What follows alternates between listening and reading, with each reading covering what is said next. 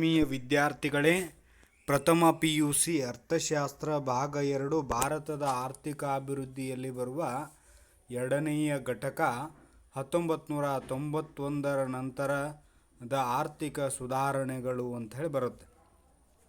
ಇದರ ಮೇಲೆ ಒಂದು ಬೆಟ್ಟ ಸ್ಥಳದ ಪ್ರಶ್ನೆ ಬರುತ್ತೆ. ಆರ್ಥಿಕ ಸುಧಾರಣೆಗಳನ್ನು ಟಿಮ್ರಲ್ಲಿ ಜಾರಿಗೆ ತರಲಾಯಿತು. ಆ ಮೂಲಕ 1991ರ ನಂತರ ಆರ್ಥಿಕ ಸುಧಾರಣೆಗಳನ್ನು ಜಾರಿಗೆ ತರಲಾಯಿತು ಅಂಥೇಳಿ ನಾವು ಬರೀಬೇಕು. ಇದರೊಳಗೆ ಬರ್ತಕ್ಕಂತಹ 3ನೇ ಅಧ್ಯಾಯ ಉದಾರೀಕರಣ, ಖಾಸಗೀಕರಣ ಮತ್ತು ಜಾಗತೀಕರಣದ ಒಂದು ಮೌಲ್ಯಮಾಪನ ಅಂಥೇಳಿ ಈ ಅಧ್ಯಾಯವನ್ನು ನಾವು ನೋಡ್ತೀವಿ. ಇದರೊಳಗೆ ಮೊದಲನೇದಾಗಿ ಪೀಠಿಕೆಯನ್ನು ನೋಡೋದಾದರೆ, ಮೂಲತಃ 1950ರಿಂದ 90ರ ಅವಧಿಯೊಳಗೆ ಸುಮಾರು 40 ವರ್ಷಗಳ ಅವಧಿಯೊಳಗೆ ಭಾರತದ ಆರ್ಥಿಕತೆ ಹೇಗಿತ್ತು ಅನ್ನುವಂಥದ್ದನ್ನು ನೋಡಿದ್ವಿ. ಹೀಗಾಗಿ ಸಮರ್ಪಕವಾದ ಮತ್ತು ಪರಿಣಾಮಕಾರಿಯಾದ ಆರ್ಥಿಕ ನೀತಿಯು ಯಾವುದೇ ಒಂದು ರಾಷ್ಟ್ರಕ್ಕೆ ಅವಶ್ಯಕವಾದದ್ದು. ಬದಲಾದ ಸನ್ನಿವೇಶಗಳಿಗೆ ಅನುಗುಣವಾಗಿ ಆರ್ಥಿಕ ನೀತಿಯನ್ನು ಮಾರ್ಪಡಿಸದಿದ್ದರೆ ಆರ್ಥಿಕ ಅಭಿವೃದ್ಧಿಯ ಸಾಧನೆ ಆಶೋತ್ತರ ಸುಲಭವಾಗಿ ಈಡೇರಿಸುವಂಥದ್ದು ಆಗೋದಿಲ್ಲ. ಆ ಮೂಲಕ 1950ರಿಂದ 90ರ 4 ದಶಕಗಳ ಪಂಚವಾರ್ಷಿಕ ಯೋಜನೆಗಳ ಅವಧಿಯಲ್ಲಿ ಭಾರತದ ಆರ್ಥಿಕ ಅಭಿವೃದ್ಧಿಯ ಸಾಧನೆಯ ಪಥದಲ್ಲಿ 2 ಹೆಜ್ಜೆ ಮುಂದಿದ್ದರೂ ಸಹಿತ ಸರ್ಕಾರದ ಆಡಳಿತದ ದಕ್ಷತೆ, ಪ್ರಾಮಾಣಿಕ ಮತ್ತು ಸೇವಾನಿಷ್ಠೆಯ ಅಭಾವದಿಂದ 1 ಹೆಜ್ಜೆ ಹಿಂದಕ್ಕೆ ಸರಿಯುತ್ತಿದ್ದರಿಂದ ಸಮಗ್ರ ಅಭಿವೃದ್ಧಿಯ ಸಮತೋಲನ ಸಾಧಿಸಲಿಕ್ಕೆ ಏನಾಯ್ತಪ್ಪ ಅಂತಂದ್ರೆ ಅಡಚಣೆ ಆಯಿತು. ಆ ಮೂಲಕ ಇಂತಹ ನಿಧಾನಗತಿಯ ಮತ್ತು ತೃಪ್ತಿಕರ ಬೆಳವಣಿಗೆಯಲ್ಲಿ 1991ರ ಪ್ರಾರಂಭದಲ್ಲಿ ಭಾರತ ಹಿಂದೆಂದೂ ಅನುಭವಿಸದ ಭಾರೀ ಆರ್ಥಿಕ ಮುಗ್ಗಟ್ಟನ್ನು ಎದುರಿಸಬೇಕು. ಆ ಮೂಲಕ ಏನಾಯ್ತಪ್ಪ ಅಂತಂದ್ರೆ ಇಲ್ಲಿ 1991ರಲ್ಲಿ ಭಾರತದ ಬಾಹ್ಯ ಸಾಲಕ್ಕೆ ಸಂಬಂಧಿಸಿದಂತೆ ಆರ್ಥಿಕ ಬಿಕ್ಕಟ್ಟಿಗೆ ಸಿಲುಕಿ ಸರ್ಕಾರ ವಿದೇಶದಿಂದ ಪಡೆದ ಸಾಲವನ್ನು ಮರುಪಾವತಿಸಲು ಸಾಧ್ಯವಾಗಲಿಲ್ಲ. ಆ ನಿಟ್ಟಿನೊಳಗೆ ಸಾಮಾನ್ಯವಾಗಿ ಪೆಟ್ರೋಲ್ ಮತ್ತು ಇತರೆ ಪ್ರಮುಖ ಸರಕುಗಳ ಆಮದು ಮಾಡಿಕೊಳ್ಳಲು ನಿರ್ವಹಿಸುವಂಥ ವಿದೇಶಿ ವಿನಿಮಯದ ನಿಧಿಯು ಕೇವಲ 2 ವಾರಕ್ಕೆ ಸಾಕಾಗುವಷ್ಟು ಮಟ್ಟಕ್ಕೆ ಕುಸಿತು. ಆ ಮೂಲಕ ಈ ಬಿಕ್ಕಟ್ಟಿನ ಅಗತ್ಯ ಸರಕುಗಳ ಬೆಲೆ ಏರಿಕೆಯೊಂದಿಗೆ ಇನ್ನಷ್ಟು ಬಿಗಡಾಯಿಸ್ತಾ ಹೊಂಟಿತು. ಈ ಎಲ್ಲ ಅಂಶಗಳು ಸರ್ಕಾರದ ಅಭಿವೃದ್ಧಿಯ ತಂತ್ರ ಮತ್ತು ದಿಕ್ಕನ್ನು ಬದಲಾಯಿಸುವಂಥ ಹೊಸ ನೀತಿಗಳ ಕ್ರಮಗಳನ್ನು ಜಾರಿಗೊಳಿಸುವಂತೆ ಮಾಡಿದವು. ಈ ಅಧ್ಯಾಯದಲ್ಲಿ ಬಿಕ್ಕಟ್ಟಿನ ಹಿನ್ನೆಲೆಯ ಜೊತೆಗೆ ಏನು ಮಾಡ್ತೀವಪ್ಪ ಅಂತಂದ್ರೆ ಕ್ರಮಗಳನ್ನು ಏನು ಮತ್ತು ವಿವಿಧ ವಲಯಗಳ ಮೇಲೆ ಅವುಗಳ ಪ್ರಭಾವ ಏನಿತ್ತು ಅನ್ನುವಂಥದ್ದನ್ನು ಅವಲೋಕನ ಮಾಡ್ತೀವಿ. ಇಲ್ಲಿ ಹೊಸ ಆರ್ಥಿಕ ನೀತಿ ಅಂದರೆ 1991ರ ನಂತರದ ಆರ್ಥಿಕ ಸುಧಾರಣೆಗೂ ಮುನ್ನ ಭಾರತದ ಆರ್ಥಿಕ ನೀತಿಯ ಹಿನ್ನೆಲೆ ಏನಿತ್ತು ಅನ್ನೋದನ್ನು ನಾವು ಗಮನಿಸಬೇಕಾಗತ್ತೆ. ಇಲ್ಲಿ 1980ರ ದಶಕದಲ್ಲಿ ಹಣಕಾಸಿನ ನಿಮಗೆ ಕೇಳ್ತಾರೆ ಒಂದು ಪ್ರಶ್ನೆ ಏನು ಬರುತ್ತಪ್ಪ ಅಂತಂದರೆ, ಭಾರತದ ಆರ್ಥಿಕತೆಯ ಹಿನ್ನೆಲೆಯನ್ನು, ಆರ್ಥಿಕ ಸುಧಾರಣೆಗಳ ಹಿನ್ನೆಲೆಯನ್ನು ಸಂಕ್ಷಿಪ್ತವಾಗಿ ವಿವರಿಸಿ ಅಂಥೇಳಿ ಕೇಳ್ತಾರೆ.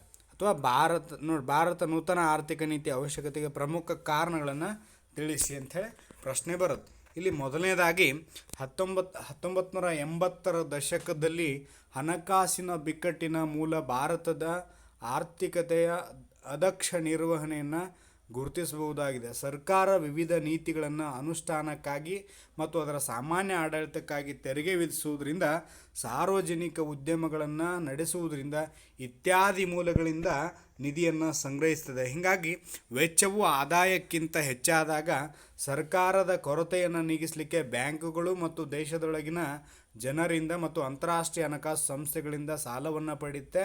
ಆ ಮೂಲಕ ನಾವು ಪೆಟ್ರೋಲಿಯಂನಂತಹ ಸರಕುಗಳ ಆಮದು ಮಾಡಿಕೊಂಡಾಗ ಡಾಲರ್ ಮೂಲಕ ಅದನ್ನೇನು ಮಾಡಬೇಕಾಗತ್ತೆ, ಪಾವತಿಸಬೇಕಾದಂಥ ಸ್ಥಿತಿ ಇತ್ತು. ಆಗ ನಾವು ನಮ್ಮ ರಫ್ತಿಗೆ ಗಳಿಸಿದ ಡಾಲರನ್ನು ನೀಡ್ತಾ ಇದ್ವಿ.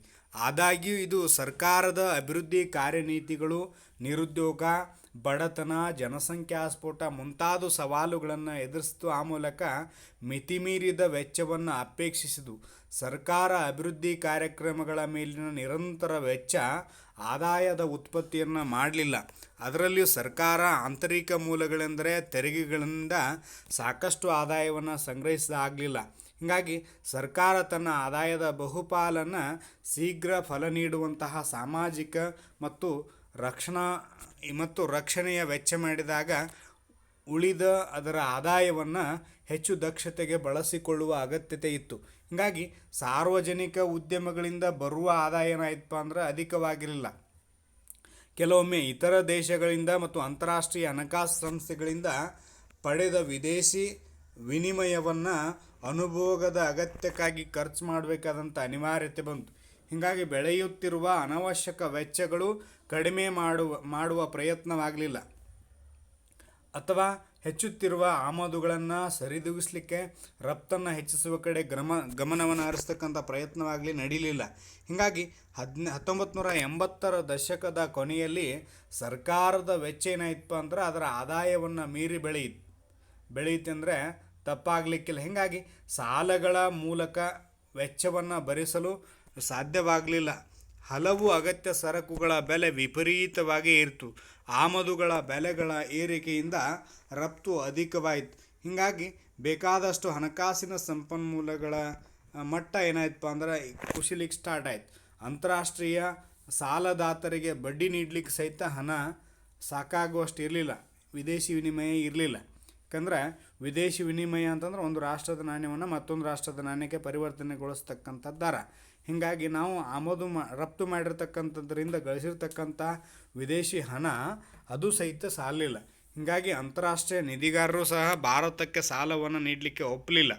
ಅದರಲ್ಲಿ ಪ್ರಮುಖವಾಗಿ ಈ ಸಮಯದಲ್ಲಿ ಭಾರತವು ಅಂತಾರಾಷ್ಟ್ರೀಯ ಪುನರ್ನಿರ್ಮಾಣ ಮತ್ತು ಅಭಿವೃದ್ಧಿ ಬ್ಯಾಂಕ್ ಅಂತ ಬರುತ್ತೆ.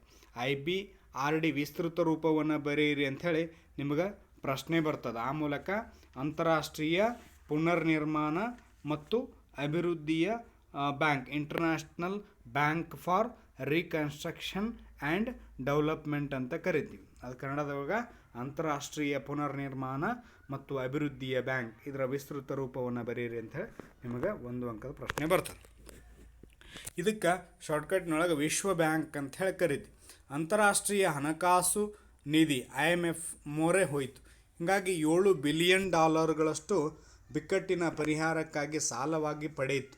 ಹೀಗಾಗಿ ಈ ಸಾಲವನ್ನು ಪಡೆಯಬೇಕಾದಲ್ಲಿ ಖಾಸಗಿ ವಲಯದ ಮೇಲಿನ ನಿಯಂತ್ರಣ ತೆಗೆದುಹಾಕುವ, ಅನೇಕ ಕ್ಷೇತ್ರಗಳಲ್ಲಿ ಸರ್ಕಾರದ ಪಾತ್ರವನ್ನು ಕಡಿತಗೊಳಿಸುವ, ಇತರ ರಾಷ್ಟ್ರಗಳ ನಡುವಿನ ವ್ಯಾಪಾರಿ ನಿರ್ಬಂಧಗಳನ್ನು ತೆಗೆದುಹಾಕುವ ಮೂಲಕ ಭಾರತ ತನ್ನ ಆರ್ಥಿಕ ನೀತಿಯನ್ನು ಮುಕ್ತಗೊಳಿಸಬೇಕೆಂದು, ಉದಾರೀಕರಣಗೊಳಿಸಬೇಕೆಂದು ಈ ಸಂಸ್ಥೆಗಳೇನು ಮಾಡಿದಪ್ಪ ಅಂತಂದ್ರೆ ಅಪೇಕ್ಷೆ ಪಟ್ಟು. ಆ ಮೂಲಕ ಭಾರತ ವಿಶ್ವ ಬ್ಯಾಂಕ್ ಮತ್ತು IMFನ ಎಲ್ಲ ನಿರ್ಬಂಧಗಳನ್ನು ಒಪ್ಪಿಕೊಂಡು ಹೊಸ ಆರ್ಥಿಕ ನೀತಿಯನ್ನು ಪ್ರಕಟಿಸ್ತು ಅಂಥೇಳಿ ನಾವು ಹೇಳ್ಬೋದು. ಅಲ್ಲಿ ಮೂಲವಾಗಿ ಏನಂತಂದರೆ ನ್ಯೂ ಎಕನಾಮಿಕ್ ಪಾಲಿಸಿ, ಹೊಸ ಆರ್ಥಿಕ ನೀತಿ, ವಿಶಾಲ ಶ್ರೇಣಿಯ ಆರ್ಥಿಕ ಸುಧಾರಣೆಗಳನ್ನು ಒಳಗೊಂಡಿದೆ. ಈ ನೀತಿಯು ಆರ್ಥಿಕತೆಯಲ್ಲಿ ಹೆಚ್ಚು ಪೈಪೋಟಿಯ ವಾತಾವರಣವನ್ನು ಸೃಷ್ಟಿಸುವುದು ಮತ್ತು ಉದ್ಯಮ ಘಟಕ ಪ್ರವೇಶ ಮತ್ತು ಬೆಳವಣಿಗೆಯ ಮೇಲಿದ್ದ ಅಡೆತಡೆಗಳನ್ನು ತೆಗೆದುಹಾಕುವುದಕ್ಕೆ ಹೆಚ್ಚು ಒತ್ತು ನೀಡಿದವು. ಈ ರೀತಿಯ ನೀತಿಗಳ ಸಮೂಹವನ್ನು ವಿಶಾಲವಾಗಿ 2 ಗುಂಪುಗಳಾಗಿ ಮಾಡಲಾಯಿತು. ಮೊದಲನೇದು ಸ್ಥಿರಾತ್ಮಕ ಹೊಂದಾಣಿಕೆಯ ಕಾರ್ಯಕ್ರಮಗಳು ಮತ್ತು ರಚನಾತ್ಮಕ ಹೊಂದಾಣಿಕೆಯ ಕಾರ್ಯಕ್ರಮಗಳು ಅಂಥೇಳಿ ಎರಡು ಕ್ರಮಗಳನ್ನು ತಗೊಳ್ತು. ಮೊದಲಿಗೆ ನೂತನ ಆರ್ಥಿಕ ನೀತಿ, ನ್ಯೂ ಎಕನಾಮಿಕ್ ಪಾಲಿಸಿ ಅಂತಂದರೆ ದೇಶದ ಆರ್ಥಿಕ ವ್ಯವಸ್ಥೆಯಲ್ಲಿ ದಕ್ಷತೆಯನ್ನು ಸುಧಾರಿಸುವ ದೃಷ್ಟಿಯಿಂದ ಜಾರಿಗೊಳಿಸಲಾದ ಸುಧಾರಣಾ ಕ್ರಮಗಳನ್ನು ನೂತನ ಆರ್ಥಿಕ ನೀತಿ ಅಂಥೇಳಿ ಕರೆದ್ವಿ. ಇಲ್ಲಿ ನೂತನ ಆರ್ಥಿಕ ನೀತಿಯ ಮೂಲ ಉದ್ದೇಶಗಳೇನಾಗಿದ್ದಪ್ಪ ಅಂದರೆ ಇಲ್ಲಿ ಬಡತನ ರೇಖೆಗಿಂತ ಕೆಳಮಟ್ಟದಲ್ಲಿರುವ ಜನಸಂಖ್ಯೆ ಪ್ರಮಾಣವನ್ನು ಕಡಿಮೆ ಮಾಡ್ತಕ್ಕಂಥದ್ದು, ಜೊತೆಗೆ ಪ್ರಾದೇಶಿಕ ಅಸಮತೋಲನವನ್ನು ನಿವಾರಿಸ್ತಕ್ಕಂಥದ್ದು, ವಿದೇಶಿ ಹೂಡಿಕೆ ಮತ್ತು ತಂತ್ರಜ್ಞಾನದಲ್ಲಿ ಸಂಬಂಧಿಸಿದ ನಿಯಂತ್ರಣ ಸುಧಾರಣೆಗಳನ್ನು ತರತಕ್ಕಂಥದ್ದು, ಹಣಕಾಸು ನೀತಿ ಮತ್ತು ರಾಜ್ಯಾದಾಯ ನೀತಿಗಳಲ್ಲಿ ಸುಧಾರಣೆಯನ್ನು ತರತಕ್ಕಂಥದ್ದು, ಜೊತೆಗೆ ಎಲ್ಲ ರಂಗಗಳಲ್ಲೂ ಸ್ವಾವಲಂಬನೆಯನ್ನು ಸಾಧಿಸ್ತಕ್ಕಂಥದ್ದು, ಬೆಲೆ ನೀತಿಯಲ್ಲಿ ಸುಧಾರಣೆ ತರತಕ್ಕಂಥದ್ದು, ಆಮೇಲೆ ವಿದೇಶಿ ವ್ಯಾಪಾರದಲ್ಲಿ ಸುಧಾರಣೆ ಇತ್ಯಾದಿ ಅಂಶಗಳನ್ನು ಒಳಗೊಂಡಿದೆ. ಇದರಲ್ಲಿ 2 ಕಾರ್ಯಕ್ರಮಗಳನ್ನು ಮಾಡಿಕೊಳ್ತು. ಒಂದು ಸ್ಥಿರಾತ್ಮಕ ಕಾರ್ಯಕ್ರಮಗಳು ಮತ್ತು ರಚನಾತ್ಮಕ ಸುಧಾರಣಾ ಕ್ರಮಗಳು ಅಂಥೇಳಿ 2 ಕ್ರಮಗಳನ್ನು ಕೈಗೊಳ್ತು. ಸ್ಥಿರಾತ್ಮಕ ಕಾರ್ಯಕ್ರಮಗಳಂದರೆ ಅರ್ಥವ್ಯವಸ್ಥೆಯಲ್ಲಿ ಹೆಚ್ಚಿನ ಏರಿತಗಳು ಸಂಭವಿಸದಂತೆ ಆರ್ಥಿಕ ಸಮತೋಲನವನ್ನು ಕಾಯ್ದುಕೊಳ್ಳುವುದಕ್ಕೆ ಕೈಗೊಂಡ ಅಲ್ಪಾವಧಿ ಕ್ರಮಗಳನ್ನು ಸ್ಥಿರಾತ್ಮಕ ಕಾರ್ಯಕ್ರಮಗಳು ಅಂತ ಕರೀತು. ಇನ್ನು ಸ್ಥಿರಾತ್ಮಕ ಕಾರ್ಯಕ್ರಮಗಳು ಯಾವಪ್ಪ ಅಂದ್ರೆ ಅರ್ಥವ್ಯವಸ್ಥೆ ಸ್ಥಿರತೆಯನ್ನು ತರ್ತಕ್ಕಂಥ ಕಾರ್ಯಕ್ರಮಗಳು ಕೋಶೀಯ ವಲಯದ ಸುಧಾರಣೆ, ಹಣಕಾಸು ವಲಯದ ಸುಧಾರಣೆ, ವಿದೇಶಿ ವಿನಿಮಯ ದರದಲ್ಲಿನ ಸುಧಾರಣೆ ಇತ್ಯಾದಿಗಳು ಬರ್ತವೆ. ಇನ್ನು ರಚನಾತ್ಮಕ ಹೊಂದಾಣಿಕೆಯ ಕಾರ್ಯಕ್ರಮಗಳನ್ನು ನಾವು ನೋಡೋದಾದರೆ ಭಾರತದ ಆರ್ಥಿಕತೆಯು ಪೂರೈಕೆಯ ಭಾಗದ ಬಲವರ್ಧನೆಗಾಗಿ ಕೈಗೊಂಡ ಕ್ರಮಗಳನ್ನು ದೀರ್ಘಾವಧಿ ಕ್ರಮಗಳಿಗೆ ರಚನಾತ್ಮಕ ಹೊಂದಾಣಿಕೆ ಕಾರ್ಯಕ್ರಮಗಳು ಅಂದರೆ ಭಾರತದ ಆರ್ಥಿಕತೆಯ ಪೂರೈಕೆಯ ಭಾಗದ ಬಲವರ್ಧನೆಗಾಗಿ ಕೈಗೊಂಡ ದೀರ್ಘಾವಧಿ ಕ್ರಮಗಳಿಗೆ ನಾವೇನಂತ ಕರಿತೀವಪ್ಪ ಅಂತಂದ್ರೆ ರಚನಾತ್ಮಕ ಕಾರ್ಯಕ್ರಮಗಳು ಅಂತ ಕರಿತೀವಿ. ಅದರಲ್ಲಿ ಯಾವ ಬರ್ತಾವಪ್ಪ ಅಂತಂದರೆ ಕೈಗಾರಿಕಾ ವಲಯದ ನಿಯಂತ್ರಣವನ್ನು ತೊಡೆದು ಹಾಕ್ತಕ್ಕಂಥದ್ದು, ಹೂಡಿಕೆ ಹಿಂತೆಗೆತ, ಸಾರ್ವಜನಿಕ ಉದ್ಯಮಗಳ ಸುಧಾರಣೆ, ವ್ಯಾಪಾರ ಮತ್ತು ಬಂಡವಾಳ ಹರಿವಿನ ಸುಧಾರಣೆ, ಹಣಕಾಸು ವಲಯದ ಸುಧಾರಣೆ, ಸಾರ್ವಜನಿಕ ವಲಯದ ಸುಧಾರಣೆ ಮುಂತಾದವುಗಳನ್ನು ಒಳಗೊಂಡಿರ್ತದೆ ಅನ್ನುವಂಥ ಅಂಶವನ್ನು ನಾವು ತಿಳ್ಕೋಬೇಕು. ಇದರೊಳಗೆ ಭಾರತದ ಆರ್ಥಿಕತೆಯ ಸುಧಾರಣೆ ಹಿನ್ನೆಲೆ ಕೇಳಿದಾಗ ಅದರಲ್ಲಿ ಸಾರ್ವಜನಿಕ ವಲಯದ ಕೈಗಾರಿಕೆಗಳ ನಿಧಾನಗತಿಯ ಪ್ರಗತಿ ಅಂದರೆ 1951ರಿಂದ 1990ರ 40 ವರ್ಷಗಳ ಅವಧಿಯಲ್ಲಿ ಕೈಗಾರಿಕಾ ಅಭಿವೃದ್ಧಿ ಬಹಳ ನಿಧಾನಗತಿಯಲ್ಲಿ ಇತ್ತು ಅನ್ನೋದ್ರ ಬಗ್ಗೆ ಚರ್ಚೆ ಮಾಡಿದ್ವಿ. ಜೊತೆಗೆ ಅಧಿಕ ಕೋಶೀಯ ಕೊರತೆ ಅಂಥೇಳಿ ಈಗಾಗಲೇ ಅದನ್ನು ಚರ್ಚೆ ಮಾಡಿದ್ವಿ. ಯಾಕಂದರೆ ಕೋಶೀಯ ಕೊರತೆ ಅಂದರೆ ಆದಾಯಕ್ಕಿಂತ ವೆಚ್ಚ ಹೆಚ್ಚಾದಂಥ ಸಂದರ್ಭದೊಳಗೆ ಅಲ್ಲಿ ಕೊರತೆ ಉಂಟಾಗ್ತಕ್ಕಂಥದ್ದು. ಆ ಸಂದರ್ಭದೊಳಗೆ IMF IBRD ಅಂತಹ ಮೂಲಕ ಮೊರೆ ಹೋಗ್ತಕ್ಕಂಥದ್ದನ್ನು ನಾವು ಕಾಣಿದ್ವಿ. ಜೊತೆಗೆ ಪಾವತಿ ಶಿಲ್ಕಿನ ಸಮಸ್ಯೆ ಉಂಟಾಯಿತು. ಇಲ್ಲಿ ಕೊನೆಯ ಸರ್ಕಾರ ವೆಚ್ಚವು ಅದರ ಆದಾಯವನ್ನು ಮೀರಿ ಎಷ್ಟು ಬೆಳೀತಂದ್ರೆ ಸಾಲಗಳ ಮೂಲಕ ವೆಚ್ಚವನ್ನು ಭರಿಸಲಿಕ್ಕೆ ಸಾಧ್ಯ ಆಗಲಿಲ್ಲ. ಅಂತಾರಾಷ್ಟ್ರೀಯ ಸಾಲದಾತರಿಗೆ ಬಡ್ಡಿ ನೀಡಲಿಕ್ಕೆ ಸಾಕಾಗುವಷ್ಟು ವಿದೇಶಿ ವಿನಿಮಯ ಇರಲಿಲ್ಲ. ಹೀಗಾಗಿ ದೇಶ ಅಂತಾರಾಷ್ಟ್ರೀಯ ನಿಧಿಗಳು ಮತ್ತು ಸಹ ಭಾರತಕ್ಕೆ ಸಾಲ ನೀಡಲಿಕ್ಕೆ ಒಪ್ಪಲಿಲ್ಲ ಅನ್ನುವಂಥ ಅಂಶವನ್ನು ನಾ ಈಗಾಗಲೇ ಚರ್ಚೆ ಮಾಡಿದ್ವಿ. ಅದರ ಜೊತೆಗೆ ಮತ್ತೊಂದು ಅಂಶ ಅಂತಂದರೆ ಆರ್ಥಿಕ ಮುಗ್ಗಟ್ಟು ಅಂತ ಹೇಳಿದ್ವಿ. ಆರ್ಥಿಕ ಮುಗ್ಗಟ್ಟು ಅಂದರೆ 40 ವರ್ಷಗಳ ಯೋಜನೆಗಳಲ್ಲಿ ಸರ್ಕಾರ ಕೈಗಾರಿಕಾಭಿವೃದ್ಧಿಯ ಪ್ರಮಾಣ, ಬಂಡವಾಳ ಹೂಡಿಕೆ ಎಷ್ಟೇ ಇದ್ದರೂ ಸಹಿತ IBRD ಮತ್ತು IMFನಂಥವು $7 ಬಿಲಿಯನ್ ಸಾಲವನ್ನು ಭಾರತ ಪಡಿಬೇಕಾಯಿತು. ಆ ಮೂಲಕ ಖಾಸಗಿ ನಿಯಂತ್ರಣ ತೊಡೆದು ಹಾಕಬೇಕು ಅನ್ನುವಂಥ ನಿರ್ಬಂಧವನ್ನು ಹೇರಿತ್ತು ಅನ್ನುವಂಥ ಅಂಶವನ್ನು ತಿಳಿದ್ವಿ. ಜೊತೆಗೆ ಕೊಲ್ಲಿ ರಾಷ್ಟ್ರಗಳಲ್ಲಿನ ಬಿಕ್ಕಟ್ಟು 1990ರಲ್ಲಿ ಸಂಭವಿಸಿದ ಕೊಲ್ಲಿ ರಾಷ್ಟ್ರಗಳ ಬಿಕ್ಕಟ್ಟು, ಯುದ್ಧ ಭೀತಿ, ತೈಲ ಬೆಲೆ ಏರಿಕೆ, ವಿದೇಶಿ ವಿನಿಮಯದ ಒಳಹರಿವು ಇಳಿಸಿ ದ್ರವ್ಯತ್ವ ಬಿಕ್ಕಟ್ಟನ್ನು ಉಂಟು ಮಾಡಿತು. ಈ ಪರಿಸ್ಥಿತಿಯಲ್ಲಿ ಪಾವತಿ ಸಿಲ್ಕಿನ ಅನಾನುಕೂಲಕರ ವಾತಾವರಣವನ್ನು ಉಂಟು ಮಾಡಿತು. ಜೊತೆಗೆ ಹಣದುಬ್ಬರ ಅಂತ ಬರ್ತದೆ. ಹಣದುಬ್ಬರ ಅಂತಂದರೆ 1900 ಬೆಲೆ ಏರಿಕೆಯ ಸನ್ನಿವೇಶ. 1960ರಿಂದ 61ರ ನಂತರ ಸರಕುಗಳ ಬೆಲೆಗಳು ನಿರಂತರವಾಗಿ ಏರಲಾರಂಭಿಸ್ತವೆ. ಈ ಪರಿಸ್ಥಿತಿಯಿಂದಾಗಿ ಹಣದುಬ್ಬರ ದರ 6.7ರಿಂದ 16.7ಕ್ಕೆ ಹೆಚ್ಚಾಯಿತು. ಈ ರೀತಿ ಹಣದುಬ್ಬರದ ಏರಿಕೆ ಕಾರಣ ಮುಂಗಡ ಪತ್ರದ ಕೊರತೆಯನ್ನು ನೀಗಿಸಲಿಕ್ಕೆ ಸರ್ಕಾರ ಹಣದ ಪೂರೈಕೆಯನ್ನು ಹೆಚ್ಚಿಸಿದ್ದರಿಂದ ಬೆಲೆಗಳು ಸತತವಾಗಿ ಹೆಚ್ಚುತ್ತಿದ್ದವು. ಆ ಮೂಲಕ ಅಗತ್ಯ ವಸ್ತುಗಳ ಕೊರತೆ ಉಂಟಾಯಿತು ಅನ್ನುವಂಥ ಅಂಶವನ್ನು ನಾವು ತಿಳ್ಕೊಳ್ಳಿ. ಇನ್ನು ಹೊಸ ಆರ್ಥಿಕ ನೀತಿ ಬಗ್ಗೆ ಯಾವಾಗ ಜಾರಿಗೆ ಬಂತು ಅನ್ನೋದ್ರ ಬಗ್ಗೆ ನಾವು ನೋಡೋದಾದರೆ ಇಲ್ಲಿ ಮೂಲತಃ ಹೊಸ ಆರ್ಥಿಕ ನೀತಿ ಅಂದರೆ ಹೇಳಿದ್ದೇನೆ, ನೂತನ ಆರ್ಥಿಕತೆ ಅಥವಾ ನ್ಯೂ ಎಕನಾಮಿಕ್ ಪಾಲಿಸಿ ಅಂತಂದರೆ ಏನು ಹೇಳಿದ್ವಿ ನಾವು. ಆ ಮೂಲಕ ಇಲ್ಲಿ ಹೊಸ ಆರ್ಥಿಕ ನೀತಿ ಅನ್ನುವಂಥದ್ದು ದೇಶದ ಅರ್ಥವ್ಯವಸ್ಥೆ ಆರ್ಥಿಕತೆಯ ಸುಧಾರಣೆಗಾಗಿ ದೇಶದ ಆರ್ಥಿಕ ವ್ಯವಸ್ಥೆಯ ದಕ್ಷತೆಯನ್ನು ಸುಧಾರಿಸುವ ದೃಷ್ಟಿಯಿಂದ ಜಾರಿಗೊಳಿಸಲಾದ ಸುಧಾರಣಾ ಕ್ರಮಗಳನ್ನು ನೂತನ ಆರ್ಥಿಕ ನೀತಿ ಅಂತ ಹೇಳ್ಕೊಳ್ತೀವಿ. ಅಂದರೆ ದೇಶದಲ್ಲಿ ಹಾಕಿರ್ತಕ್ಕಂಥ ಅನೇಕ ನೀತಿ ನಿರ್ಬಂಧಗಳನ್ನು ತೊಡೆದು ಹಾಕ್ತಕ್ಕಂಥ ನಿಟ್ಟಿನೊಳಗೆ ಇಲ್ಲಿ ಆರ್ಥಿಕ ಸುಧಾರಣೆಗಳನ್ನು ಮಾಜಿ ಪ್ರಧಾನಿ ರಾಜೀವ್ ಗಾಂಧಿ ಸರ್ಕಾರ 1980ರ ದಶಕದಲ್ಲಿ ಆರಂಭಿಸಿದ್ರೂ ಸಹಿತ ಅವು ಅಪೇಕ್ಷಿತ ಫಲವನ್ನು ನೀಡಲಿಲ್ಲ. ಈ ಹಿನ್ನೆಲೆಯಲ್ಲಿ ಅಂದಿನ ಪ್ರಧಾನಮಂತ್ರಿಯಾಗಿರುವಂತಹ PV ನರಸಿಂಹರಾವ್ ಅವರು ಮತ್ತು ಅಂದಿನ ಹಣಕಾಸು ಮಂತ್ರಿಯಾಗಿರುವಂತಹ ಡಾಕ್ಟರ್ ಮನಮೋಹನ್ ಸಿಂಗ್ ಅವರು ಏನು ಮಾಡ್ತಾರಪ್ಪ ಅಂದರೆ ಆರ್ಥಿಕ ಸುಧಾರಣೆ ನೀತಿಯನ್ನು ಪರಿಚಯಿಸ್ತಾರೆ. ಈ ಸುಧಾರಣಾ ನೀತಿ ಇದನ್ನು ನೂತನ ಆರ್ಥಿಕ ನೀತಿ, ನ್ಯೂ ಎಕನಾಮಿಕ್ ಪಾಲಿಸಿ ಅಂಥೇಳಿ ಇದನ್ನು ಕರೀತಾರೆ. ಇಲ್ಲಿ ನೂತನ ಆರ್ಥಿಕ ನೀತಿ 1991ರ ಜುಲೈ 24 ರಂದು ಜಾರಿಗೊಳಿಸಲಾಗುತ್ತೆ. ಈ ನೀತಿ ಹಳೆಯ ಆರ್ಥಿಕ ಧೋರಣೆಗಳನ್ನು ಸ್ಪಷ್ಟವಾಗಿ ದೂರ ಸರಿಸಿ ನಿಯಂತ್ರಿತ ಮತ್ತು ಯೋಜಿತ ಆರ್ಥಿಕತೆಗೆ ಬದಲಾಗಿ ಮಾರುಕಟ್ಟೆ ಆಧಾರಿತ ಆರ್ಥಿಕ ವ್ಯವಸ್ಥೆಗೆ ಏನು ಮಾಡಿತಪ್ಪ ಅಂತಂದ್ರೆ ಪ್ರಾಶಸ್ತ್ಯವನ್ನು ನೀಡಿತು. ಆ ಮೂಲಕ ನೂತನ ಆರ್ಥಿಕ ನೀತಿಯ ಉದ್ದೇಶಗಳು ಯಾವಪ್ಪ ಅಂತಂದ್ರೆ ಉದಾರೀಕರಣ, ಖಾಸಗೀಕರಣ ಮತ್ತು ಜಾಗತೀಕರಣದಂತಹ 3 ಕ್ರಮಗಳನ್ನು ತಗೊಳ್ತು. ಇದರೊಳಗೆ ಉದಾರೀಕರಣ ಅಂದರೆ ನಿಮ್ಗೆ ಕೇಳ್ತಾರೆ, ಉದಾರೀಕರಣ ಎಂದರೇನು ಅಂಥೇಳಿ 1 ಅಂಕದ ಪ್ರಶ್ನೆ ಬರುತ್ತೆ. ಅಂದರೆ ಉದಾರೀಕರಣ ಅಂದರೆ ಆರ್ಥಿಕ ವ್ಯವಸ್ಥೆಯನ್ನು ಎಲ್ಲ ಹತೋಟೆ ಮತ್ತು ನಿಯಂತ್ರಣಗಳಿಂದ ಮುಕ್ತಗೊಳಿಸುವುದನ್ನು ಉದಾರೀಕರಣ ಅಂತ ಕರೆದು. ಅದಾದಮೇಲೆ ಖಾಸಗೀಕರಣ ಅಂತ ಬರುತ್ತೆ. ಖಾಸಗೀಕರಣ ಅಂತಂದರೆ ಆರ್ಥಿಕತೆಯ ಕಾರ್ಯಾಚರಣೆಯಲ್ಲಿ ಖಾಸಗಿ ಉದ್ಯಮ ಮತ್ತು ಬಂಡವಾಳಕ್ಕೆ ಹೆಚ್ಚಿನ ಪ್ರಾಶಸ್ತ್ಯ ನೀಡುವುದನ್ನು ಖಾಸಗೀಕರಣ ಅಂಥೇಳಿ ಕರಿತೀವಿ. ಇನ್ನು 3ನೇದಾಗಿ ಜಾಗತೀಕರಣ ಅಂತ ಬರುತ್ತೆ.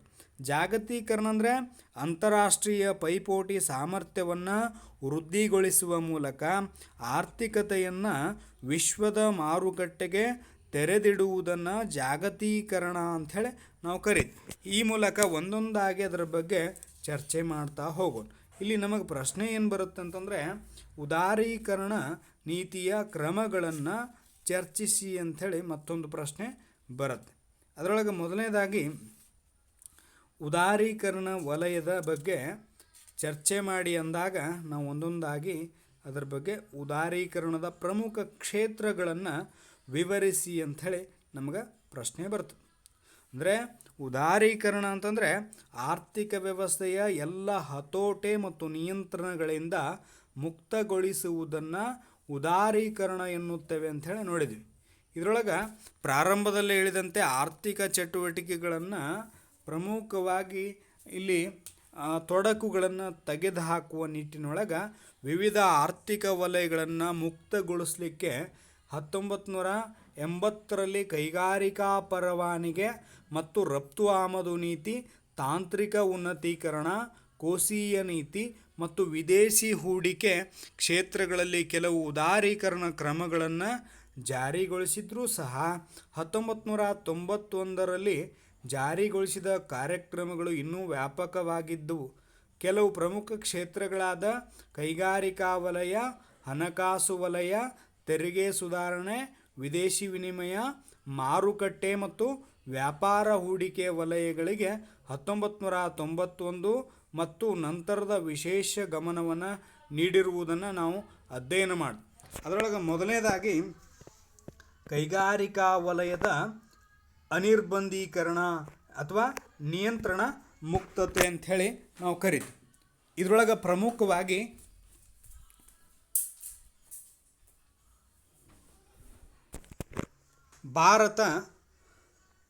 ಭಾರತದಲ್ಲಿ ನಿಯಂತ್ರಣದ ತಂತ್ರಗಳನ್ನು ಹಲವಾರು ರೀತಿಯಲ್ಲಿ ಹೇರಲಾಗಿತ್ತು. ಅದರೊಳಗೆ ಮೊದಲನೇದಾಗಿ ಕೈಗಾರಿಕಾ ಪರವಾನಗಿಯಡಿಯಲ್ಲಿ ಪ್ರತಿಯೊಂದು ಉದ್ಯಮ ಘಟಕ ಸ್ಥಾಪಿಸಲು ಅಥವಾ ಮುಚ್ಚಲಿಕ್ಕೆ ಸರ್ಕಾರದಿಂದ ಪರವಾನಗಿಯನ್ನು ಪಡಿಬೇಕಾದಂಥದ್ದು ಇತ್ತು. ಎರಡನೇದಾಗಿ ಹಲವು ಕೈಗಾರಿಕಾ ಸ್ಥಾಪನೆಯಲ್ಲಿ ಖಾಸಗಿ ವಲಯಕ್ಕೆ ಅವಕಾಶವೇ ಇರಲಿಲ್ಲ. ಕೆಲವು ಸರಕುಗಳನ್ನು ಕೇವಲ ಸಣ್ಣ ಕೈಗಾರಿಕೆಗಳಲ್ಲಿ ಮಾತ್ರ ಉತ್ಪಾದಿಸಬೇಕಾಗಿತ್ತು. ಮತ್ತು ನಾಲ್ಕನೇದಾಗಿ ಕೆಲವು ಆಯ್ದ ಕೈಗಾರಿಕಾ ಉತ್ಪನ್ನಗಳ ಬೆಲೆ ನಿರ್ಧಾರ ಮತ್ತು ವಿತರಣೆಯ ಮೇಲೆ ನಿಯಂತ್ರಣವನ್ನು ಹೇರ್ತಕ್ಕಂಥದ್ದು ಇತ್ತು. ಹೀಗಾಗಿ 1991ರಲ್ಲಿ ಮತ್ತು ನಂತರದ ಜಾರಿಗೊಳಿಸಲಾದ ಸುಧಾರಣಾ ನೀತಿಗಳು ಮತ್ತು ಇವುಗಳಲ್ಲಿ ಅನೇಕ ನಿರ್ಬಂಧಗಳನ್ನು ತೊಡೆದುಹಾಕಿ ಕೆಲವು ಉತ್ಪನ್ನಗಳಾದ ಮದ್ಯಪಾನ, ಸಿಗರೇಟ್, ಅಪಾಯಕಾರಿ ರಾಸಾಯನಿಕ, ಕೈಗಾರಿಕಾ ಸ್ಫೋಟಕ ಮತ್ತು ವಿದ್ಯುನ್ಮಾನ ಸರಕುಗಳು, ಬಾಹ್ಯಾಕಾಶ ಮತ್ತು ಡ್ರಗ್ಸ್ ಮತ್ತು ಔಷಧಿಗಳ ತಯಾರಿಕೆಯನ್ನು ಹೊರತುಪಡಿಸಿ ಇತರ ಎಲ್ಲ ಉತ್ಪನ್ನಗಳ ಮೇಲಿದ್ದ ಕೈಗಾರಿಕಾ ಪರವಾನಗಿ ನೀತಿಯನ್ನು ಏನು ಮಾಡಿತಪ್ಪ ಅಂತಂದ್ರೆ ರದ್ದುಗೊಳಿಸ್ತು. ಹೀಗಾಗಿ ಪ್ರಸ್ತುತ ಸಾರ್ವಜನಿಕ ವಲಯಕ್ಕೆ ಮೀಸಲಾಗಿರುವಂತಹ ಕೈಗಾರಿಕೆಗಳು ಯಾವಪ್ಪ ಅಂತಂದ್ರೆ ರಕ್ಷಣಾ ಉಪಕರಣಗಳು, ಅಣುಶಕ್ತಿ ಉತ್ಪಾದನೆ, ರೈಲು ಸಾರಿಗೆ, ಸಣ್ಣ ಕೈಗಾರಿಕೆಗಳನ್ನು ಉತ್ಪಾದಿಸುತ್ತಿದ್ದ ಹಲವು ಸರಕುಗಳ ಮೀಸಲಾತಿಯನ್ನು ಈಗ ತೆಗೆಯಲಾಗಿದೆ. ಹೀಗಾಗಿ ಹಲವು ಕೈಗಾರಿಕೆಗಳಲ್ಲಿ ಬೆಲೆ ನಿರ್ಧಾರವನ್ನು ಮಾರುಕಟ್ಟೆಗೆ ಬಿಡಲಾಗಿರ್ತಕ್ಕಂಥದ್ದನ್ನು ನಾವು ಕಾಣ್ತೀವಿ. ಇನ್ನು ಎರಡನೇ ವಲಯದ ಸುಧಾರಣೆ ನೋಡೋದಾದರೆ ಹಣಕಾಸು ವಲಯದ ಸುಧಾರಣೆ ಅಂತ ಬರ್ತದೆ. ಇಲ್ಲಿ ಪ್ರಮುಖವಾಗಿ ಹಣಕಾಸು ವಲಯವು ಹಣಕಾಸಿನ ಸಂಸ್ಥೆಗಳಾದ ವಾಣಿಜ್ಯ ಬ್ಯಾಂಕುಗಳಾಗಿರ್ಬೋದು, ಹೂಡಿಕೆಯ ಬ್ಯಾಂಕುಗಳಾಗಿರ್ಬೋದು, ಷೇರು ಮಾರುಕಟ್ಟೆಯ ಕಾರ್ಯಾಚರಣೆ, ವಿದೇಶಿ ವಿನಿಮಯದ ಮಾರುಕಟ್ಟೆಯನ್ನು ಒಳಗೊಂಡಿರುತ್ತೆ. ಇಲ್ಲಿ ಭಾರತದಲ್ಲಿ ಹಣಕಾಸು ವಲಯವು ಭಾರತೀಯ ರಿಸರ್ವ್ ಬ್ಯಾಂಕ್ನಿಂದ ನಿಯಂತ್ರಿಸಲ್ಪಡುತ್ತದೆ ಅಂಥೇಳಿ ನಮಗೆ ತಿಳಿತು. ಇಲ್ಲಿ ಉದಾರೀಕರಣದ ಪ್ರಮುಖ ಕ್ಷೇತ್ರಗಳ ಜೊತೆಗೆ ಹಣಕಾಸು ವಲಯದ ಸುಧಾರಣೆಯನ್ನು ಸಂಕ್ಷಿಪ್ತವಾಗಿ ವಿವರಿಸಿ ಅಂಥೇಳಿ ಪ್ರಶ್ನೆ ಕೇಳ್ತಾರೆ.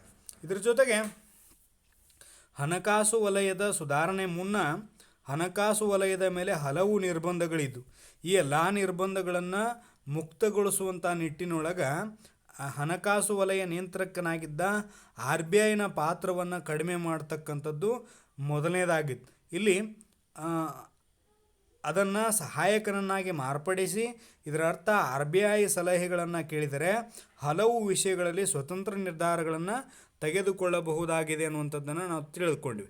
ಅದರ ಜೊತೆಗೆ ಬ್ಯಾಂಕಿಂಗ್ ವಲಯದ ಚಟುವಟಿಕೆಗಳ ಬಗ್ಗೆ ವೇಗವಾಗಿ ತೀರ್ಮಾನ ತೆಗೆದುಕೊಳ್ಳಲು RBI ನಿಯಂತ್ರಣವನ್ನು ತೆಗೆದುಹಾಕಲಾಯಿತು. ಈ ಜೊತೆಗೆ ಈ ಸುಧಾರಣಾ ದೇಶೀಯ ಬ್ಯಾಂಕುಗಳ ಮೇಲಿನ ವಿದೇಶಿ ಹೂಡಿಕೆಯ ಪ್ರಮಾಣವನ್ನು ಏನು ಮಾಡ್ತಪ್ಪ ಅಂತಂದ್ರೆ ಕಡಿಮೆ ಮಾಡಿ, ಅಂದರೆ ವಿದೇಶಿ ಹೂಡಿಕೆಯ ಮಿತಿಯನ್ನು 50% ಹೆಚ್ಚಿಸಲಾಯಿತು. ಫಾರಿನ್ ಡೈರೆಕ್ಟ್ ಇನ್ವೆಸ್ಟ್ಮೆಂಟ್ ಅಂತ ಕರಿತೀವಿ. ಫಾರಿನ್ ಡೈರೆಕ್ಟ್ ಇನ್ವೆಸ್ಟ್ಮೆಂಟ್ 50% ಹೆಚ್ಚು ಮಾಡಲಾಯಿತು. ಈ ಸುಧಾರಣೆಯು ಸ್ಥಳೀಯ ಖಾಸಗಿ ಬ್ಯಾಂಕುಗಳು ಸ್ಥಾಪನೆಯ ಜೊತೆಗೆ ವಿದೇಶಿ ಖಾಸಗಿ ಬ್ಯಾಂಕುಗಳಿಗೂ ಕೂಡ ಅವಕಾಶವನ್ನು ಕಲ್ಪಿಸ್ತು ಅನ್ನುವಂಥದ್ದನ್ನು ನಾವು ತಿಳ್ಕೊಬೇಕು. ಅಂದರೆ ಇಲ್ಲಿ RBI ವಿದೇಶಿ ಹೂಡಿಕೆದಾರರ ವರ್ತಕರು, ಬ್ಯಾಂಕ್ ಪಾರಸ್ಪರಿಕ ನಿಧಿಗಳು, ಅಂದರೆ ಸುಧಾರಣೆ ಕೆಲವು ಷರತ್ತುಗಳನ್ನು ಈಡೇರಿಸುವಂಥ ಬ್ಯಾಂಕುಗಳು RBI ಅನುಮೋದನೆ ಇಲ್ಲದೆ ಹೊಸ ಶಾಖೆಗಳನ್ನು ತೆರೀಲಿಕ್ಕೆ ಏನು ಮಾಡಿದಪ್ಪ ಅಂತಂದ್ರೆ ಅವಕಾಶವನ್ನು ಮಾಡಿಕೊಡ್ತು. ಜೊತೆಗೆ ಭಾರತೀಯ ಹಣಕಾಸು ಮಾರುಕಟ್ಟೆ ವಿದೇಶಿ ಸಾಂಸ್ಥಿಕ ಹೂಡಿಕೆದಾರರಾದ ಫಾರಿನ್ ಇನ್ಸ್ಟಿಟ್ಯೂಷನಲ್ ಇನ್ವೆಸ್ಟ್ಮೆಂಟ್ ಅಂತ ಕರಿತೀವಿ. ಅಂದರೆ ಮರ್ಚೆಂಟ್ ಬ್ಯಾಂಕುಗಳು, ಮ್ಯೂಚುವಲ್ ಫಂಡ್ಗಳಿಗೆ ಹೂಡಿಕೆ ಮಾಡಲಿಕ್ಕೆ ಏನು ಮಾಡಿದಪ್ಪ ಅಂತಂದ್ರೆ ಸಾಂಸ್ಥಿಕ ಹೂಡಿಕೆದಾರರಿಗೆ, ವರ್ತಕರಿಗೆ ಏನು ಮಾಡಿದಪ್ಪ ಅಂದ್ರೆ ಅವಕಾಶವನ್ನು ಮಾಡಿಕೊಡ್ತು ಅನ್ನುವಂಥದ್ದನ್ನು ನಾವು ತಿಳ್ಕೊಬೇಕು. ಇದರ ಮೇಲೆ 6 ಅಂಕದ ಪ್ರಶ್ನೆ ಒಳಗೆ 6 ಅಂಕದ ಪ್ರಶ್ನೆ ಕೇಳಿದರೆ ಉದಾರೀಕರಣದ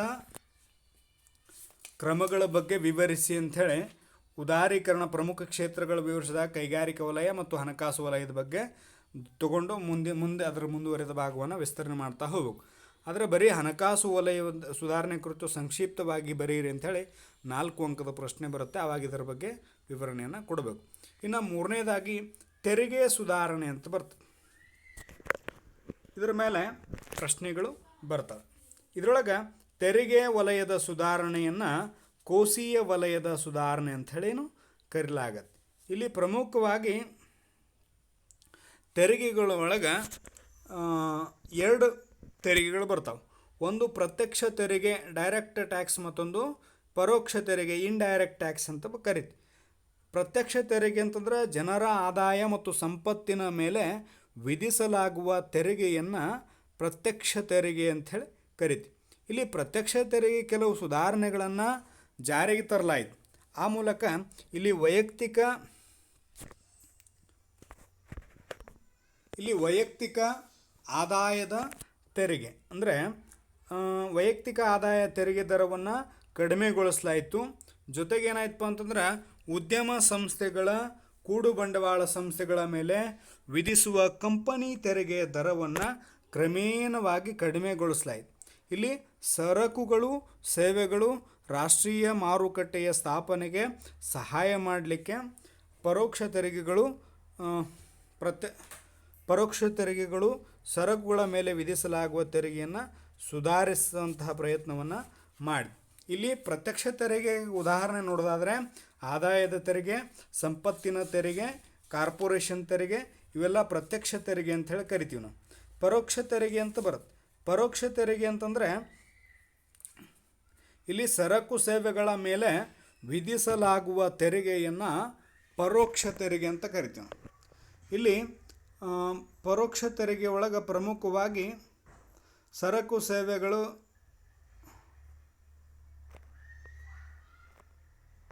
ಪರೋಕ್ಷ ತೆರಿಗೆ ಅಂತಂದರೆ ಸರಕು ಸೇವೆಗಳ ಮೇಲೆ ವಿಧಿಸುವ ತೆರಿಗೆಗಳಿಗೆ ನಾವೇನಂತ ಕರಿತೀವಿ, ಪರೋಕ್ಷ ತೆರಿಗೆ ಅಂತ ಕರಿತೀವಿ. ಅಂದರೆ ದೇಶದಲ್ಲಿ ಉತ್ಪಾದನೆಯಾದ ಎಲ್ಲ ಸರಕು ಸೇವೆಗಳ ಮೇಲೆ ವಿಧಿಸುವ ತೆರಿಗೆ ಇದಾಗಿರುತ್ತೆ. ಇದಕ್ಕೆ ಪ್ರಮುಖವಾಗಿ ಕೇಂದ್ರ ಸರ್ಕಾರ ಜುಲೈ 1, 2017ರಿಂದ ಜಾರಿಗೆ ತಂದಿರತಕ್ಕಂಥ ಸರಕು ಸೇವೆಗಳ ಮೇಲಿನ ತೆರಿಗೆ GST, goods and service tax ಅಂತ ಹೇಳಿ ಕರಿತೀವಿ. ಅದು ಪರೋಕ್ಷ ತೆರಿಗೆಯ ಪ್ರಮುಖವಾದ ಉದಾಹರಣೆ. ಇದಕ್ಕೆ ಮಾರಾಟ ತೆರಿಗೆ, ಅಬಕಾರಿ ಸುಂಕ ಇತ್ಯಾದಿಗಳೆಲ್ಲ ಪರೋಕ್ಷ ತೆರಿಗೆಗೆ ಉದಾಹರಣೆಗಳು ಅಂಥೇಳಿ ನಾವು ಕರಿತೀವಿ. ಇನ್ನು ಇದ್ರ ಜೊತೆಗೆ ಮತ್ತೊಂದು ಕ್ಷೇತ್ರ ಅಂತಂದರೆ ವ್ಯಾಪಾರ ಮತ್ತು ಹೂಡಿಕೆ ನೀತಿಯ ಸುಧಾರಣೆ ಅಂತ ಬರ್ತದೆ. ಇಲ್ಲಿ ವ್ಯಾಪಾರ ಹೂಡಿಕೆ ಮೇಲಿನ ಸುಧಾರಣೆ ನೋಡೋದಾದರೆ 1991ಕ್ಕಿಂತ ಹಿಂದೆ ಸ್ವದೇಶಿ ಕೈಗಾರಿಕೆಗಳನ್ನು ರಕ್ಷಣೆ ಮಾಡಲು ಸರ್ಕಾರ ವಿದೇಶಿ ಆಮದುಗಳ ಮೇಲೆ ನಿರ್ಬಂಧವನ್ನು ಹೇರ್ತಾ ಇತ್ತು. ಹಾಗಾಗಿ ಭಾರತದಂತಹ ತಂತ್ರಜ್ಞಾನದ ಆಮದು ಇನ್ನಿತರ ಬೆಳವಣಿಗೆ ಪೂರಕವಾದ ಆಮದು ಸಹ ಕಡಿಮೆ ಆಗಿರುವುದರಿಂದ ವ್ಯಾಪಾರ ನೀತಿಯ ಸುಧಾರಣೆಗೆ ಪ್ರಮುಖ ಗುರಿಗಳೆಂದರೆ ಇಲ್ಲಿ ದೇಶೀಯ ಉದ್ಯಮಿಗಳ ರಕ್ಷಿಸಲು ಭಾರತ ಆಮದು ಮೇಲಿನ ಪರಿಮಾಣಾತ್ಮಕ ನಿರ್ಬಂಧಗಳನ್ನು ಆಡಳಿತ ಕ್ರಮಗಳನ್ನು ಅನುಸರಿಸಿತು ಅನ್ನುವಂಥ ಅಂಶವನ್ನು ತಿಳ್ಕೋಬೇಕು. ಇದರೊಳಗೆ ಆಮದು ಮೇಲಿನ ಬಿಗಿಯಾದ ನಿಯಂತ್ರಣ, ಸುಂಕ ದರವನ್ನು ಅತ್ಯಧಿಕ ಮಟ್ಟದಲ್ಲಿ ಇರುವುದರಿಂದ ಮೂಲಕ ಅದನ್ನು ಪ್ರೋತ್ಸಾಹ ಮಾಡುತ್ತೆ. ಹೆಂಗಂತಂದರೆ ಸುಂಕ ಮತ್ತು ಕೋಟಾದಂತಹ ನಿರ್ಬಂಧಗಳನ್ನು ಹೇರೋದ್ರ ಮೂಲಕ ಅವುಗಳನ್ನು ನಿಯಂತ್ರಣ ಮಾಡೋದು. ಅದು ಯಾವ ರೀತಿಪ್ಪ ಅಂದರೆ ಆಮದು ಮತ್ತು ರಫ್ತು ಮೇಲಿನ ಪರಿಮಾಣಾತ್ಮಕ ನಿರ್ಬಂಧಗಳನ್ನು ತೆಗೆದುಹಾಕುವುದು, ಸುಂಕದ ದರವನ್ನು ಕಡಿಮೆ ಮಾಡುವುದು, ಉತ್ಪಾದಕರು ಮಾಡಿಕೊಳ್ಳುತ್ತಿದ್ದ ಆಮದು ಮೇಲಿನ ಪರವಾನಗಿಯನ್ನು ತೆಗೆದುಹಾಕುವುದು, ಅಪಾಯಕಾರಿ ಮತ್ತು ಪರಿಸರಾತ್ಮಕ ಸೂಕ್ಷ್ಮ ಕೈಗಾರಿಕೆಗಳನ್ನು ಹೊರತುಪಡಿಸಿ ಆಮದು ಪರವಾನಗಿಯನ್ನು ನಿಷೇಧಿಸಲಾಗಿದೆ.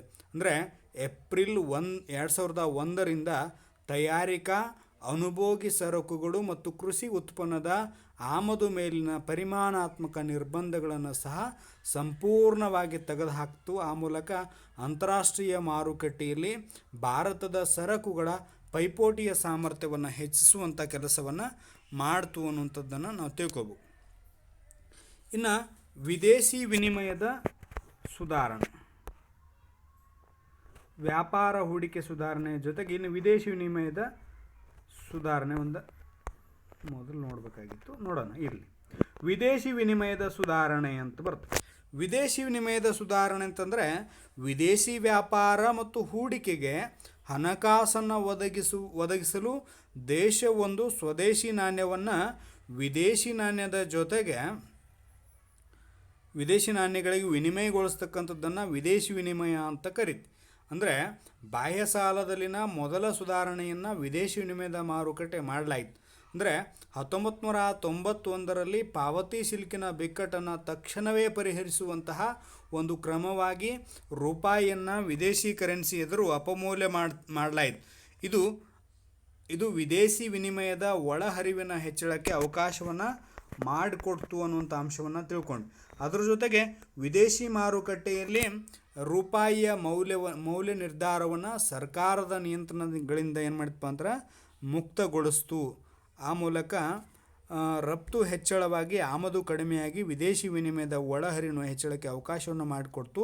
ಈ ನಿಟ್ಟಿನಲ್ಲಿ ಸರ್ಕಾರ ವಿದೇಶಿ ವಿನಿಮಯ ದರವನ್ನು ನಿರ್ಧಾರ ಮಾಡೋದ್ರ ಮೂಲಕ ಮಾರುಕಟ್ಟೆ ನಿರ್ಧಾರಗಳಾದ ಬೇಡಿಕೆ ಮತ್ತು ಪೂರೈಕೆ ಅಂಶಗಳಿಂದ ಅದನ್ನು ನಿರ್ಧಾರವಾಗುವಂತೆ ಮುಕ್ತಗೊಳಿಸ್ತು ಅನ್ನುವಂಥ ಅಂಶವನ್ನು ನಾವು ತಿಳ್ಕೊಬೋದು. ಇಲ್ಲಿ ಪ್ರಶ್ನೆಗಳು ಏನು ಕವರ್ ಆಯ್ತಪ್ಪ ಅಂತಂದ್ರೆ, ಮೊದಲನೇದಾಗಿ ಹೇಳ್ಬೇಕಂತಂದರೆ ಹೊಸ ಆರ್ಥಿಕ ನೀತಿ ರಂದು ಜಾರಿಗೆ ಬರಲಾಯಿತು. 1991ರಂದು ಜಾರಿಗೆ ಬರಲಾಯಿತು. ಆಮೇಲೆ ಹೊಸ ಆರ್ಥಿಕ ನೀತಿಯ ಹಿನ್ನೆಲೆಯನ್ನು ಕುರಿತು ಬರೆಯಿರಿ ಅಂಥೇಳಿ ಪ್ರಶ್ನೆ ಬರುತ್ತೆ. ಆಮೇಲೆ ಅದರ ಜೊತೆಗೆ ಉದಾರೀಕರಣ ಎಂದರೇನು, ಖಾಸಗೀಕರಣ ಎಂದರೇನು, ಜಾಗತೀಕರಣ ಎಂದರೇನು ಅಂಥೇಳಿ 1 ಅಂಕದ ಪ್ರಶ್ನೆಗಳು ಬರುತ್ತೆ. ಅದರಲ್ಲಿ ಉದಾರೀಕರಣದ ಜೊತೆಗೆ ಖಾಸಗೀಕರಣ, ಜಾಗತೀಕರಣ ಇತ್ಯಾದಿ ಅಂಶಗಳ ಬಗ್ಗೆ ಚರ್ಚೆ ಮಾಡ್ತೀವಿ. ಆಮೇಲೆ ಇದರೊಳಗೆ ಲಾಂಗ್ ಕ್ವಶನ್ ಬಂದಿರತಕ್ಕಂಥದ್ದು ಉದಾರೀಕರಣದ ಪ್ರಮುಖ ಕ್ಷೇತ್ರಗಳನ್ನು ಚರ್ಚೆ ಮಾಡಿ ಅಂಥೇಳಿ ಕೇಳಿದಾಗ ಅಲ್ಲಿ ಕೈಗಾರಿಕಾ ವಲಯದ ನಿಯಂತ್ರಣ ರಹಿತತೆ, ಆಮೇಲೆ ಹಣಕಾಸು ವಲಯದ ಸುಧಾರಣೆ, ಆಮೇಲೆ ಮೂರನೇದಾಗಿ ತೆರಿಗೆ ಸುಧಾರಣೆ, ಅದರೊಳಗೆ ಪ್ರತ್ಯಕ್ಷ ತೆರಿಗೆ, ಪರೋಕ್ಷ ತೆರಿಗೆ ಅಂಥೇಳಿ ಬರ್ತವೆ. ಆಮೇಲೆ ವಿದೇಶಿ ವಿನಿಮಯದ ಸುಧಾರಣೆ ಅಂತ ಬರ್ತದೆ. ಇದಾದ ಮೇಲೆ ವ್ಯಾಪಾರ ಹೂಡಿಕೆಯಲ್ಲಿನ ಸುಧಾರಣೆ ಇತ್ಯಾದಿ ಕ್ಷೇತ್ರಗಳ ಬಗ್ಗೆ ಬರೆದ್ರೆ ನಮಗೆ 6 ಅಂಕದ ಪ್ರಶ್ನೆ ಕವರ್ ಆಗುತ್ತೆ. ಧನ್ಯವಾದಗಳು.